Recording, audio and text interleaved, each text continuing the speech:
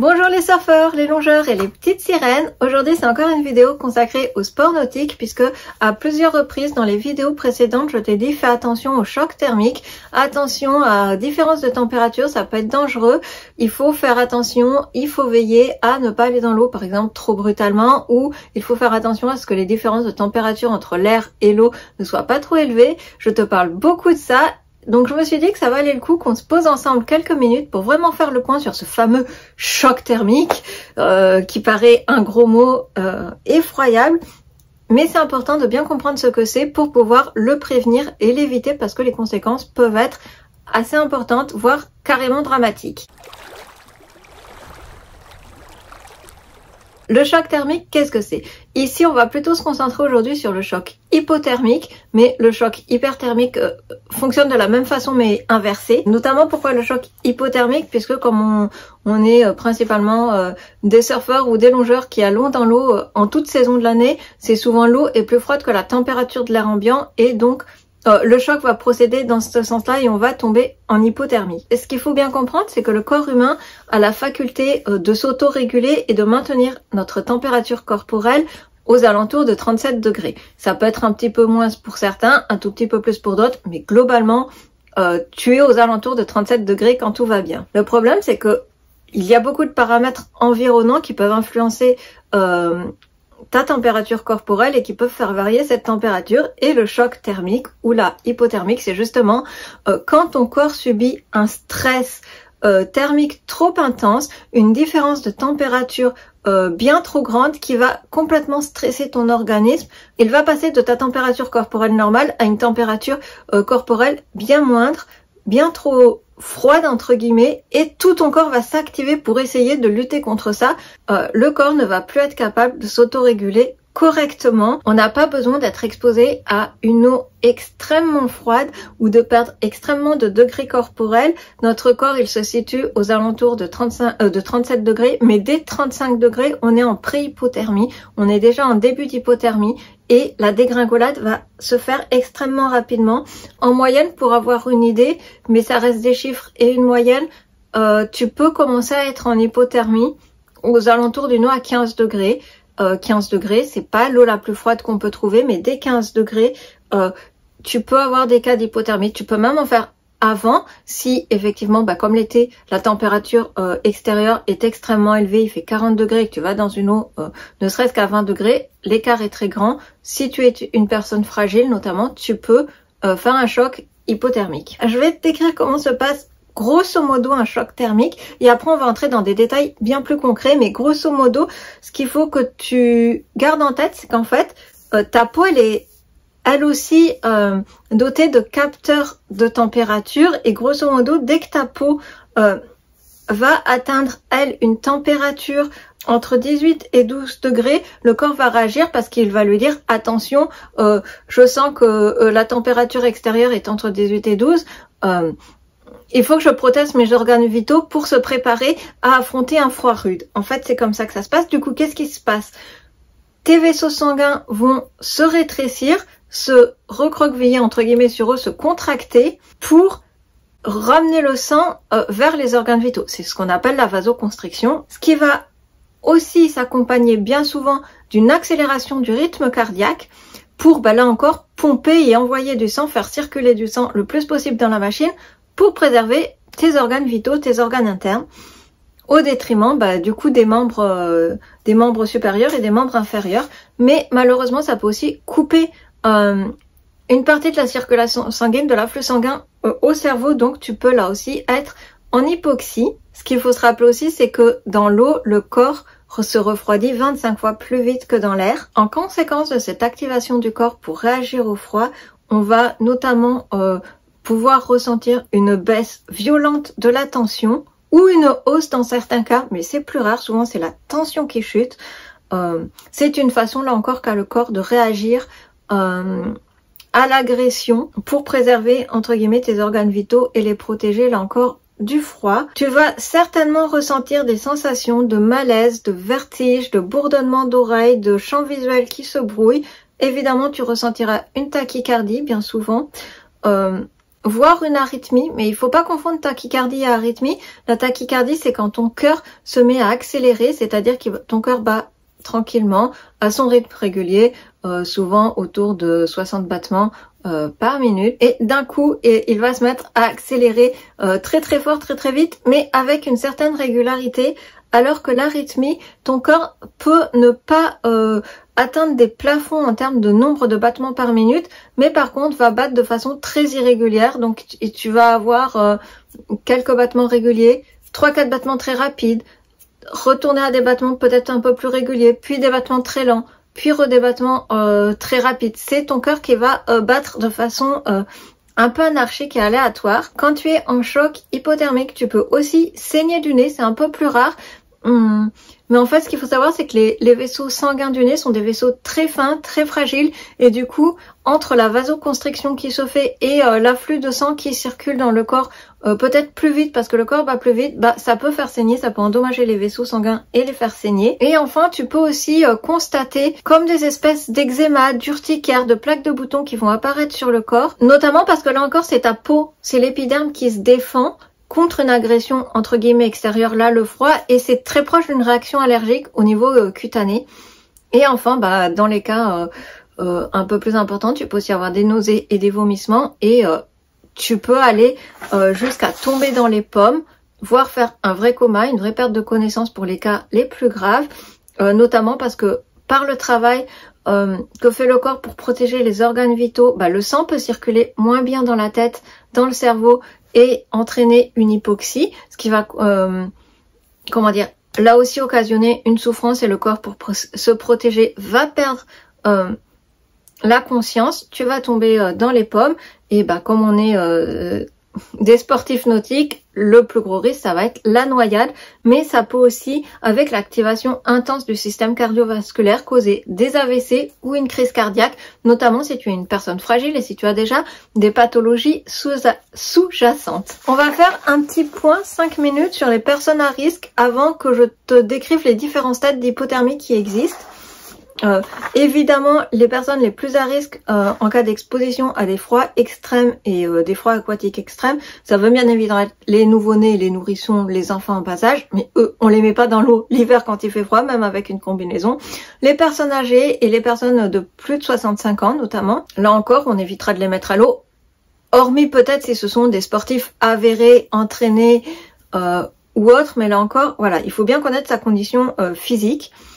Ça va aussi être dans les personnes à risque, les personnes à mobilité réduite ou avec une perte d'autonomie importante, parce que ben, là encore, comme ils pourront moins bien s'agiter dans l'eau, moins bien peut-être ramer pour surfer ou autre, ils vont pas avoir une activité qui va compenser le froid, leur système ne va pas se réchauffer aussi facilement que quand tu rames à fond pour prendre une vague.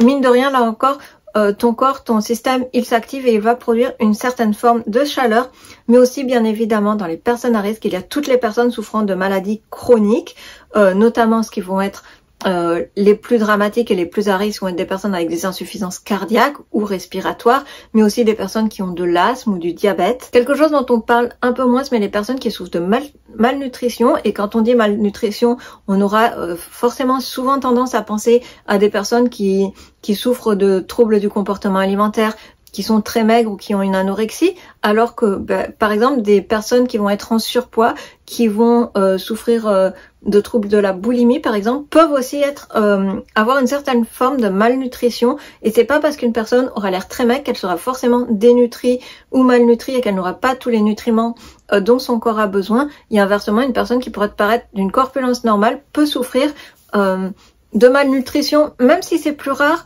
Ça existe aussi, donc ça c'est important aussi d'en avoir conscience. Les personnes qui souffrent de malnutrition, ça peut aussi être des gens qui ont des maladies digestives, que ça soit par exemple des maladies de Crohn ou des maladies comme des rectocolites ou autres. Il y a énormément de maladies digestives malheureusement sur le marché qui peuvent causer là encore des troubles de l'absorption des nutriments, même si la personne se nourrit bien et n'a pas l'air anorexique ou boulimique.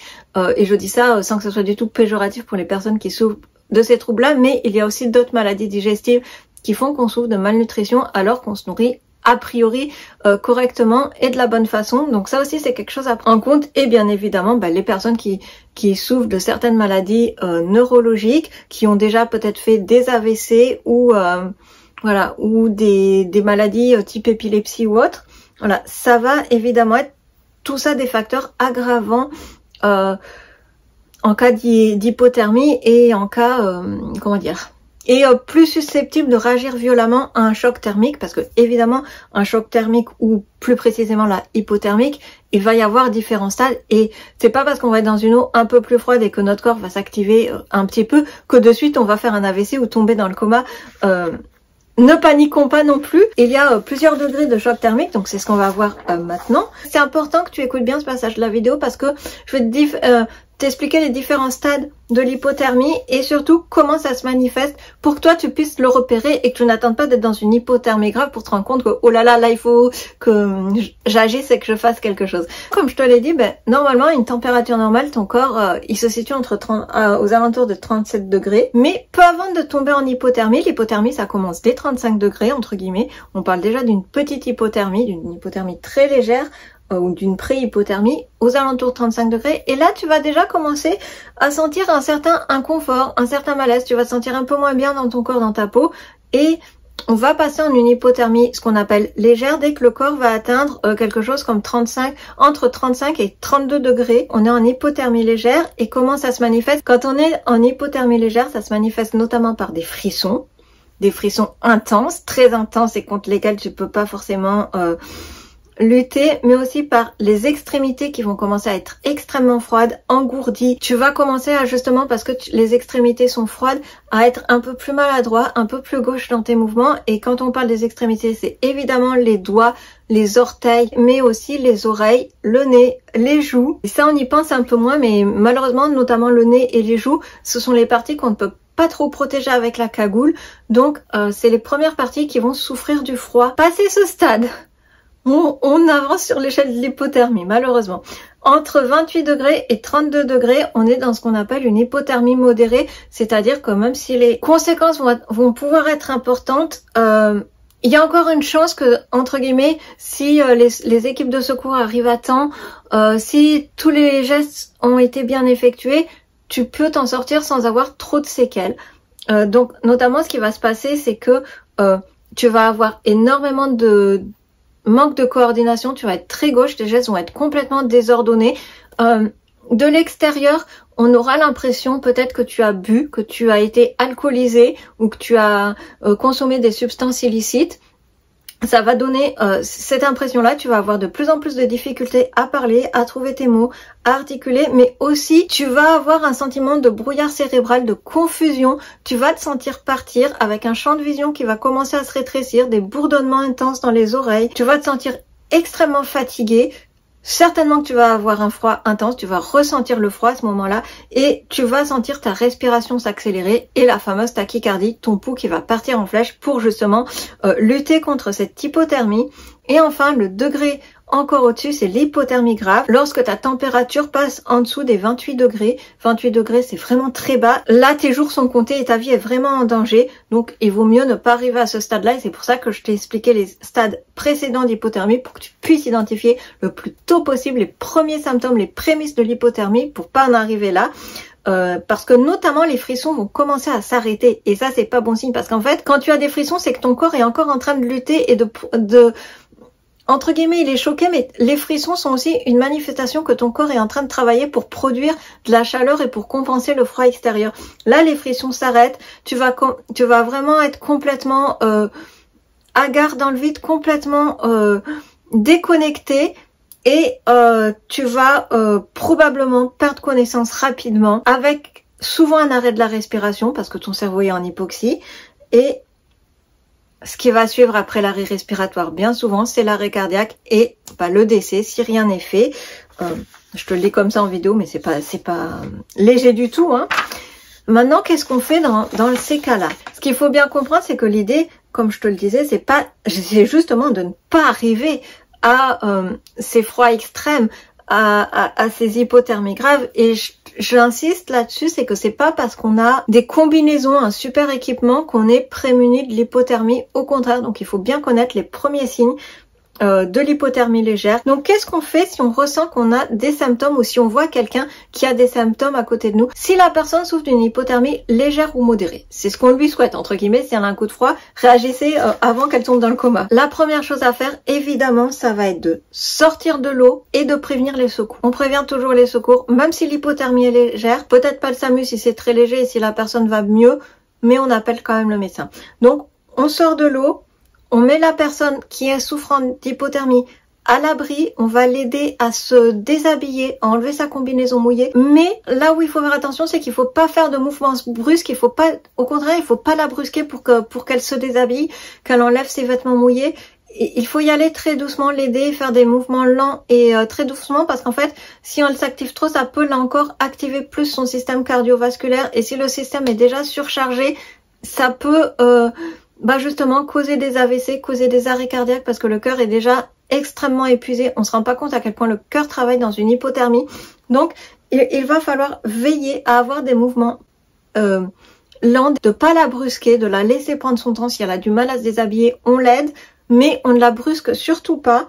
On va délicatement enlever ses vêtements, sa combinaison. On va essayer de la sécher un peu, de la réchauffer doucement, mais ce qu'il faut faire, c'est la couvrir, l'envelopper avec des couvertures, la réchauffer progressivement en commençant notamment par les points stratégiques, ça va être la tête, la nuque, évidemment la partie du tronc pour réchauffer les organes vitaux et on peut aussi agir dans le pli de l'aine qui est une zone du corps qui va extrêmement agir là aussi sur la régulation de la température. Si on a des bouillottes ou des couvertures chauffantes, on peut doucement venir les placer avec des linges entre la bouillotte et la peau pour pas brûler la personne. C'est mieux que ça soit une eau là encore tiède, un peu chaude, mais pas extrêmement brûlante et bouillante. Il faut pas que la personne se réchauffe non plus extrêmement vite parce que là, elle va avoir quelque chose d'inverse, presque un choc hyperthermique où son corps va se réactiver au taquet pour compenser toute la chaleur qu'elle va avoir d'un coup. Donc il faut y aller très progressivement. Ce qu'il ne faut surtout pas faire, c'est masser, frictionner sa peau pour essayer de la réchauffer parce que comme toute la peau est endommagée aussi par le froid, ça peut causer des lésions importantes.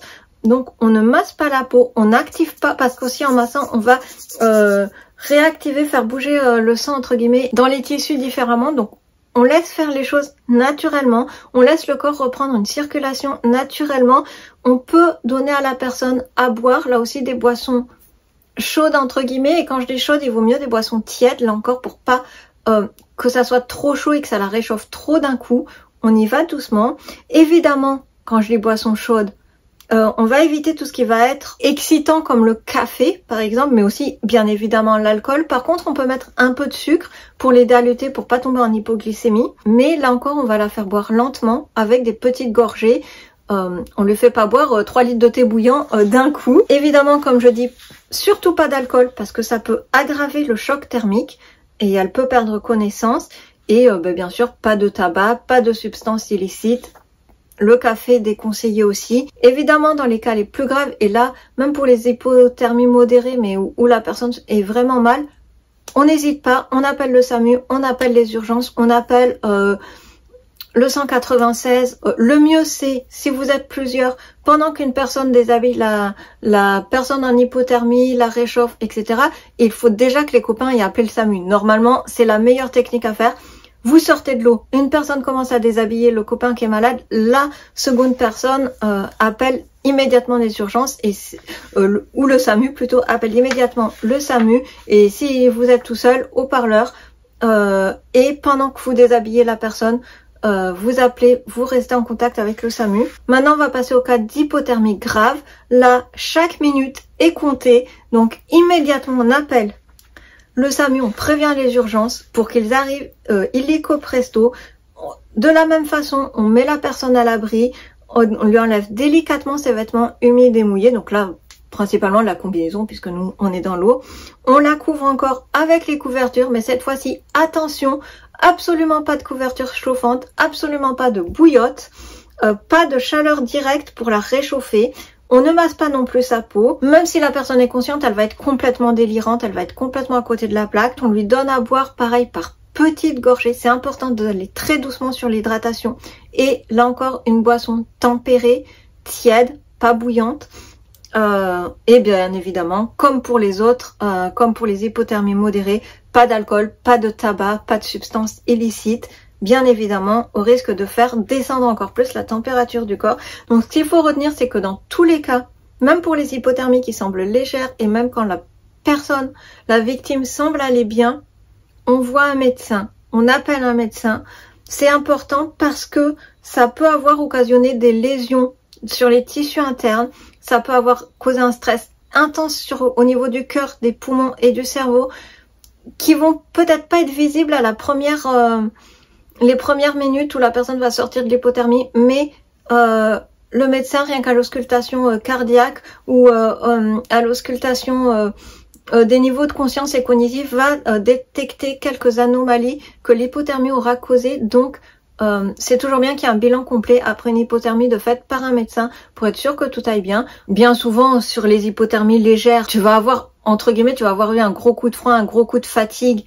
Et comme tu auras compris que c'est ça qui se passe, ça va très bien se passer, tu vas te réchauffer progressivement, ton corps il est capable, il est bien fait, il est capable de s'autoréguler, de gérer ça. Le problème c'est que si tu es une personne avec des fragilités, même une hypothermie légère peut avoir des répercussions plus ou moins graves, et en cas d'hypothermie modérée ou grave, ça peut, comme je te disais, aller de la perte de connaissance avec une hypoxie. Une hypoxie, c'est le cerveau qui manque d'oxygène, donc ça peut causer des lésions à long terme, notamment même si la personne reprend connaissance, elle peut avoir à long terme des troubles irréversibles comme des pertes de mémoire, mais ça peut aussi causer des AVC, des crises cardiaques comme je te disais. Les AVC, on pense toujours que c'est cérébral, mais ça peut être aussi des veines ou des artères qui vont casser entre guillemets à un autre endroit du corps, notamment peut-être dans les jambes ou dans les bras. C'est un sujet important à garder en tête. C'est pas seul normalement sur les spots de surf, sur les plages quand vous allez faire de longes côtes. C'est une règle de sécurité absolue en sport nautique, c'est jamais seul. Sois attentif aux personnes que tu as et qui pratiquent ces sports nautiques avec toi, parce que souvent dans les stades très précoces de l'hypothermie, à part des mouvements un peu gauche, une coordination, tu auras l'impression que la personne elle est un peu flagada, elle est un peu groggy, presque, je te dis presque, tu auras l'impression qu'elle a bu un coup de trop. Et ça va être beaucoup plus perceptible par l'extérieur, par l'entourage, que par la personne qui va se sentir un peu fatiguée, mais qui va avoir l'impression, peut-être qu'elle maîtrise encore, qu'elle est maître de ses gestes, ça va, j'ai juste raté un take-off ou un truc comme ça, je suis un peu fatiguée, alors qu'en fait, toi de l'extérieur, tu vas voir qu'elle commence déjà à avoir un comportement inquiétant, et c'est là qu'il faut bien réagir. Et j'ai envie de te dire, sois attentif aux autres, et adopte cette solidarité des gens de mer, quelle que soit l'activité que tu pratiques. Comme d'habitude, attention évidemment à l'orgueil des sportifs qu'on peut avoir en se disant je veux pas être le premier à sortir de l'eau, ça fait que une demi-heure que je suis là, bah tant pis si ça fait qu'une demi-heure que t'es là, et si tu commences à aller pas bien. Des fois on a juste envie de rester et se te dire oh je me prends encore 3-4 vagues, là il y a une bonne série qui arrive, je la sens bien. Et des fois, en fait, on a juste négligé les tout premiers symptômes, comme les petits frissons, le froid dans les extrémités. On perd énormément de chaleur par les extrémités, et c'est pas parce qu'on est protégé, c'est pas parce qu'on a des combinaisons épaisses qu'on sera pas sensible un jour au choc thermique, un jour à l'hypothermie. Et on peut avoir surfé 365 jours sans aucun problème, et tu sais pas pourquoi un jour, alors que c'est pas le jour où la température de l'eau elle est la plus froide, tu pourras être susceptible de faire toi-même un choc hypothermique parce que tu auras été plus fatigué, parce que tu auras moins bien dormi la veille. Il y a énormément de raisons, de facteurs extérieurs, peut-être parce que tu auras fait la fête et que tu auras un peu bu, un peu fumé, j'en sais rien. Mais il y a énormément de facteurs extérieurs qui peuvent aussi faire qu'un jour tu vas faire un choc thermique alors que c'était même pas le jour où tu as été dans l'eau la plus froide. Donc vraiment, le conseil que je peux te donner, c'est de bien connaître ton corps, bien connaître les pathologies. Je t'ai parlé des personnes à risque, mais dès qu'on fait un sport un petit peu intense, où on est dans des conditions entre guillemets un peu extrêmes, il faut pas hésiter là aussi à en parler avec son médecin, lui disant par exemple moi je surfe toute l'année, je suis dans l'eau froide l'hiver malgré ma combinaison. Voilà, juste en parler avec lui et voir avec lui, ça vaut des fois le coup, si tu es une personne déjà un peu fragile, d'aller faire un bilan cardiaque, d'aller faire un bilan pulmonaire. pas pour se mettre martel en tête et pas pour psychoter et devenir complètement hypocondriaque, mais juste pour bien connaître ton corps, pour bien savoir si tu as des petites pathologies minimes qui seraient passées inaperçues juste à une auscultation, mais qui vont pouvoir s'avérer être fatales en cas de choc hypothermique ou à défaut d'être fatales, être nettement aggravantes. C'est vraiment important de bien connaître son corps et de bien écouter son corps quand on pratique des activités sportives et à plus forte raison des activités nautiques. Combien de personnes tous les ans, même des sportifs avérés, même des gens qui vont nager tous les jours dans l'eau ou faire du surf tous les jours, un jour on dira ah ben monsieur machin, madame machin, elle est partie aujourd'hui faire son entraînement comme tous les jours, elle est jamais revenue, on sait pas ce qui s'est passé. Bon, on sait pas ce qui s'est passé, c'est que dans 90% des cas, le plus probable, c'est que la personne a fait un choc hypothermique et qu'elle a fait un malaise dans l'eau. Souvent, le choc hypothermique, tu auras entendu, ah machin, il a fait un malaise dans l'eau, il s'est noyé. Mais souvent, le malaise dans l'eau, ça a été induit par un choc hypothermique. Ça se produit aussi par des crampes. Tu vas commencer à avoir des crampes qui vont peut-être t'empêcher de rejoindre le rivage ou de prendre la dernière vague. Donc voilà, faut vraiment être attentif à tout ça. Je tenais à ce qu'on fasse une vidéo pour parler de tout ça parce que c'est quelque chose d'assez banalisé, dont on parle pas énormément et qui pourtant fait sortir les sauveteurs en mer tous les ans. Ce qu'il faut se rappeler, c'est que le choc thermique, c'est aussi le premier responsable de noyades et aussi de noyades secondaires. Hormis le fait de la personne qui se retrouve à l'eau et qui sait pas nager, sur les personnes qui savent nager, le choc thermique, le choc hypo ou hyperthermique est la cause principale de noyade quand la personne sait nager. Donc c'est important de prendre ça en compte aussi. Et j'avais envie de revenir là-dessus parce qu'on entend énormément parler dans le monde du développement personnel, même de plus en plus ça gagne aussi les sphères sportives, du bienfait de la douche froide, la motivation, la cryothérapie, ça nous fait toujours avoir plus de performance. Alors oui, évidemment la douche froide ça peut avoir des vertus plus ou moins intéressantes, bien que là ce n'est absolument pas encore prouvé scientifiquement les vertus de la cryothérapie ou autre. Malgré tout, on sait bien que le froid, ça aide pour lutter contre les inflammations. Malgré tout, ça reste encore la façon dont le vend la cryothérapie, la douche froide, bien-être, minceur, meilleur, je sais pas quoi, meilleure fonte de muscles pour sécher, pour avoir des plus gros muscles, tout ce que tu veux. Souvent, ça reste des discours de personnes qui ne connaissent absolument rien à la médecine, absolument rien au corps humain, et il y a une différence énorme entre prendre une douche froide le matin de 5 minutes dans ta salle de bain. Bizarrement, quand tu vas prendre ta douche froide le matin, l'eau elle va pas être à 15 degrés. Hein.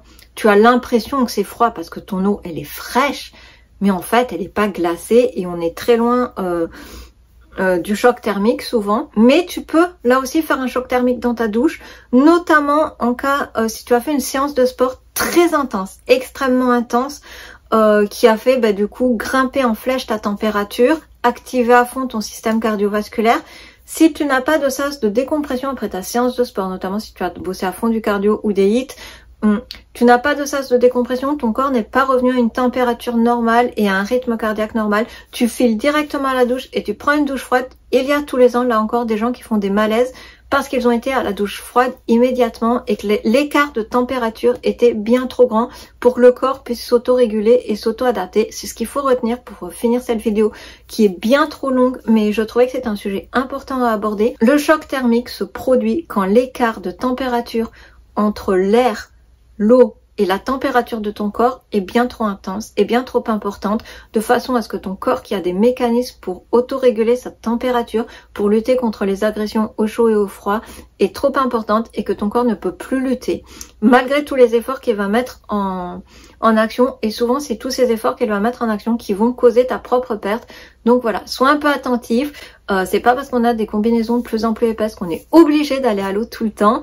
Connais tes propres, voilà, comme je disais, connais tes propres limites, ton propre corps, connais-le bien, apprends à bien le connaître et à l'écouter surtout. C'est pas parce que ton voisin, lui, il va supporter d'aller dans des températures plus froides que toi, tu pourras forcément y aller. C'est pas parce que ton voisin, il pèse 10 ou 20 kilos de moins que toi, que toi qui te sens bien en forme dans ton corps, tu seras prémuni du choc thermique et tu seras peut-être plus sensible que lui. On a tous des particularités physiques qui nous sont propres des pathologies qui nous sont propres aussi et qui sont certainement pas les mêmes que celles de ton voisin ou de ta voisine de spot ou de longe-côte. Donc sois attentif et connais-toi et écoute-toi. Sois attentif à ceux qui surfent avec toi ou qui se baignent avec toi, qui font du longe-côte avec toi, et n'hésite pas à leur dire écoute, je crois que là tu as trop forcé. Sors de l'eau, change-toi, attends-nous au café du coin, on te rejoint dans 5 minutes. C'est aussi ça, l'esprit, je pense, des gens de mer et l'esprit, voilà, du surf, du longe-côte. On est, comme je disais, on est tous des frères de mer, donc veillez les uns sur les autres. Et voilà, soyez attentifs et pensez que quand vous faites venir les secours, parce que vous avez voulu faire les cakes, vous avez voulu forcer trop, ben, c'est des ressources qui ne serviront pas à des gens qui auront eu des accidents imparables. C'est-à-dire peut-être un accident de la route qu'ils ne pouvaient pas éviter, alors que toi tu aurais pu éviter ton choc thermique et t'as juste pas voulu l'écouter parce que tu voulais faire ton cake. Pensez à ça aussi. Vous retournerez à l'eau la semaine prochaine, le lendemain, 3 jours plus tard. La mer, elle est encore là pour un moment. Elle sera là, il y aura de nouveau des bonnes vagues. Vous n'êtes pas des surfeurs professionnels, vous n'êtes pas payés pour prendre ces risques inconsidérés, donc juste... profitez-en, amusez-vous, passez de bonnes sessions et soyez attentifs les uns aux autres. Et c'est pas parce qu'un jour vous avez dû sortir de l'eau à 18 ou 20 degrés parce que vous aviez froid que ça sera toujours le cas et que votre corps sera pas capable petit à petit de s'habituer, de mieux s'autoréguler. Ça aussi c'est des choses à garder en tête. Rien n'est jamais figé et c'est pas parce que vous avez passé 6 mois ou 8 mois ou 3 ans à vous baigner dans une eau à 16 degrés sans aucun problème, peut-être qu'un jour vous y arriverez plus et que vous aurez besoin de vous baigner dans une eau à 20 degrés et c'est pas dramatique. Je fais pas plus long, je suis pas médecin, je suis juste passionnée par ces questions. J'ai fait plusieurs formations de secourisme. Donc je connais un peu ces sujets, mais n'hésite pas si tu es un professionnel de santé à rajouter des conseils dans les commentaires que j'ai peut-être oublié de donner à ceux qui verront la vidéo. Comme je te disais, le choc hyperthermique, c'est la même chose, mais en sens inverse. Quand on a trop chaud, quand le corps ne peut plus réguler la chaleur, mais les symptômes sont quasiment les mêmes. Donc je ne te fais pas une vidéo spécifique sur le choc hyperthermique, parce que globalement dans l'eau on a plus de chances de faire un choc hypothermique. Je te dis à bientôt pour de nouvelles vidéos. Prends soin de toi, sois attentif à tes collègues en mer et à bientôt pour de nouvelles vidéos. À bientôt!